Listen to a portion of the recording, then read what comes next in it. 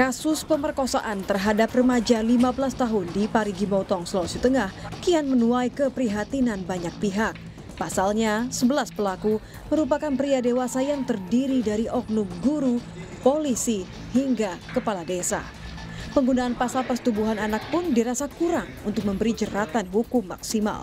Wakil Ketua LPSK Susila Ningtyas menyebut ada indikasi kekerasan seksual yang terjadi karena adanya relasi kuasa antara para pelaku dan korban pada kasus ini. Sehingga penyidik bisa menggunakan undang-undang tindak pidana kekerasan seksual. Di awal yang saya dapat bisa saja lebih dari itu gitu ya. Ada eksploitasi misalnya seperti itu, yang itu perlu harus digali lebih jauh gitu. Jadi saya menganggap ini beyond dari itu semua. Jadi kita sudah punya undang-undang tindak pidana kekerasan seksual. Nah, ada baiknya juga ini diterapkan gitu ya, selain menerapkan undang KUHP dan menerapkan undang-undang perlindungan terhadap anak. Jadi ada baiknya juga digali juga tindak pidana lain yang menyertai dari kekerasan seksual yang sudah dialami oleh korban ini.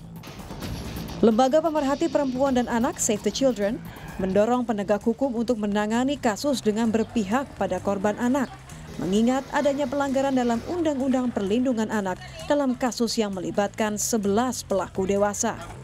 Kasus ini merupakan pelanggaran fundamental terhadap hak anak. Kasus ini melanggar Undang-Undang Perlindungan Anak, Undang-Undang Tindak Pidana Kekerasan Seksual, dan ketentuan hukum lainnya. Save the Children Indonesia mendesak pemerintah dan aparat penegak hukum untuk segera merespon kasus ini dengan prinsip kepentingan terbaik bagi anak yang memprioritaskan keselamatan anak. Korban saat ini masih mendapat perawatan medis dan psikologis di RSUD Undata. Korban dan orang tua pun berharap polisi mengusut tuntas kasus ini agar timbul efek jera dan memberi keadilan. Tim Liputan, Kompas TV.